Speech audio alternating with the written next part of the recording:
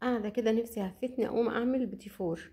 قمت عملت مقدار البيتي فور الجميل اللذيذ الحلو دوت كده، حاجه حلوه وجميله، ولو جبتها من بره هتتكلف قد كده.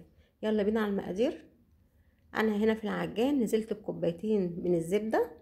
جو طبعا ساقعه فالزبده متماسكه، نزلت بيها كده زي ما هي، ما حطهاش في تلاجة ولا حاجه، وهسيبها تتضرب كده ايه شويه مع نفسها كده يعني. انا هنا بقول لكم ان انا معايره الزبده بالكوبايه دي، وكل مقاديرنا هتتعاير بالكوبايه دي. بعد ما السمنه اتضربت وعملت فوم، نزلت هنا بكوبايه سكر منخوله، ولازم تبقى منخوله عشان ما يبقاش فيها تكتلات. دلوقتي كده انا بضرب السمنه مع السكر، هسيبها تتضرب كده لغايه ما تعمل فوم عالي، وده اللي بينجح البيتي فور. بصوا يا حبايبي، هنلم الحروف كده، وشغلتها شويه ورجعت تاني.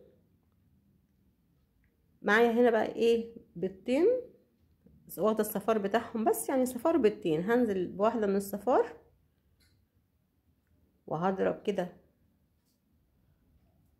الصفاره مع السكر مع السمنه، ونزلت هنا بالصفاره التانية. البيض معانا هيبقى 2 صفار وواحده بيضه كامله. هنا نزلت بالبيضه الكامله، انا هكتب لكم برضو المكونات كلها في صندوق الوصف. نزلت بالبيضه الكامله، ونزلت كمان بمعلقه من الفانيليا، معلقه صغيره، سواء فانيليا باودر او فانيليا سايله. الفانيليا بتشيل طعم الزفاره من البيض. ضربتهم حلو قوي، ومعايا 3 كوبايات ونص من الدقيق، هنزل بيهم على 3 مراحل وذره ملح. بصوا يا حبايبي، دلوقتي انا هقسم العجينه، هعمل نصها شوكولاته ونصها ابيض، فبالتالي انا هشيل هنا حوالي 3 معالق او 4 معالق من الدقيق، يعني نص كوبايه، وهنزل بالثلاث كوبايات. تمام. دلوقتي بعد ما هنزل بالثلاث كوبايات هقسم العجينه، هسيب النص الابيض في العجان، وهحط عليه معلقه من الدقيق، والنص التاني بقى اهو هنزل عليه بمعلقه او معلقه ونص كاكاو خام اسباني. اهم حاجه يكون الكاكاو نضيف علشان طعم البيتيفور يبقى حلو.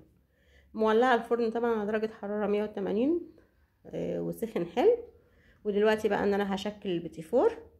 انا هنا جايبه صاج البوتاجاز وحاطه فيه ورقه زبده ودهناه ماده دهنيه، وهشكل البيتيفور. طبعا احنا بنشيل معلقتين الدقيق علشان العجينه ما تبقاش جامده بتاعه الشوكولاته. لما نحط الشوكولاته والمقدار بتاعنا مظبوط، هتبقى الشوكولاته متماسكه عن الابيض. اتمنى حبايبي لو وصلتوا معايا لغايه هنا من الفيديو تحطوا لايك وشير، وتكتبوا لي تعليق حلو زيكم كده، وتقولوا لي ايه رايكم سوري في الوصفه ديت والمقادير المظبوطه دي، وتجربوها وتعرفوني. انا هنا بقى ايه بشكل كده. بصوا العجينه لينه معايا وبتتشكل بكل سهوله.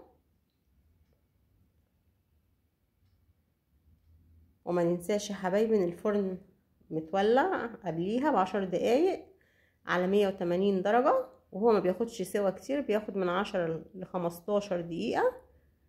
انا هنا بوريكم، بصوا ان انا خلصت الصاج اهوت، وكمان شكلت اللي هو الشوكولاته.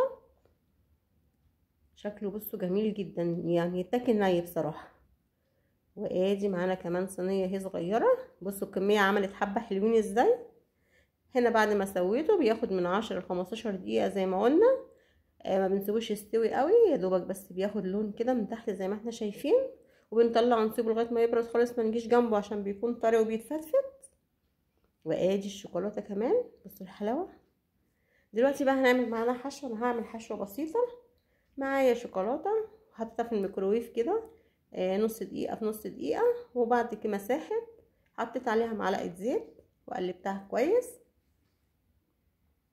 وكمان معايا مربى اللي هي هحشي بيها، ومعايا شوكولاته للتزيين. هنعمل واحده تانية كده.